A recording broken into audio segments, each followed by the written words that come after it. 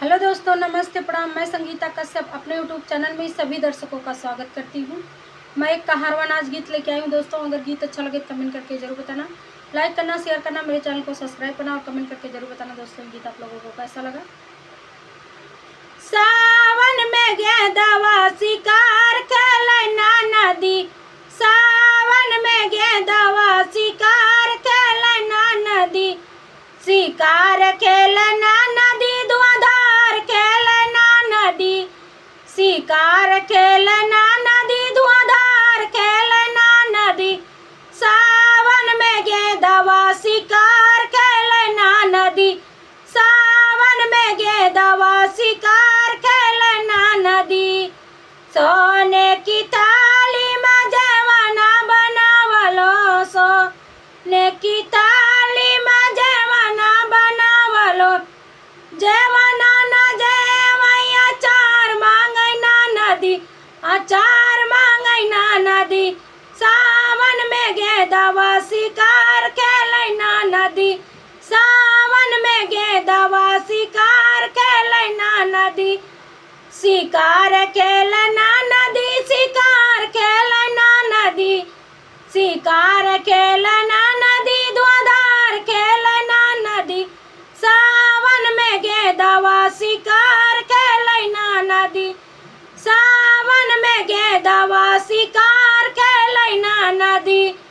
झाझरे गेड़ुआवा गंगा जल पानी, झाझरे गेड़ुआवा गंगा जल पानी, गेड़ुआ न घोटै अचार मांगैना नदी, अचार मांगैना नदी, सावन में गेंदवा शिकार खेलैना नदी, सावन में गेंदवा शिकार खेलैना नदी,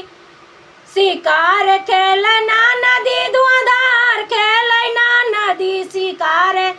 खेलना नदी, धुआंधार खेलैना नदी, सावन में गेंदवा शिकार खेलैना नदी, सावन में गेंदवा शिकार खेलैना नदी। खाया रस पारी कबीरा जोरायो, खाया रस पारी कबीरा जोरायो, बीरवन खूंचाई अचार मांगैना नदी, अचार मांगैना नदी,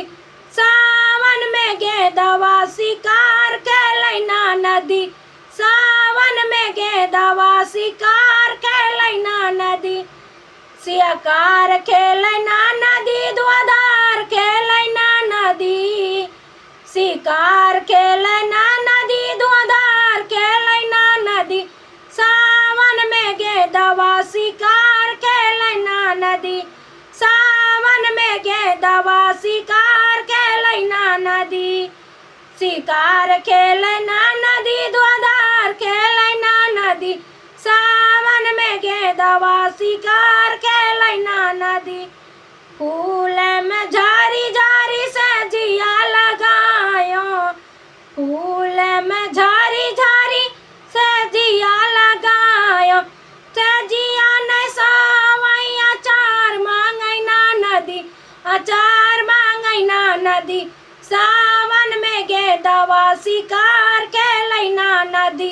सावन में गेंदवा शिकार खेलैना नदी, शिकार खेलना नदी, धुआंधार खेलना नदी, शिकार खेलना नदी, धुआंधार खेलना नदी, सावन में गेंदवा शिकार खेलना नदी, सावन में गेंदवा शिकार खेलना नदी।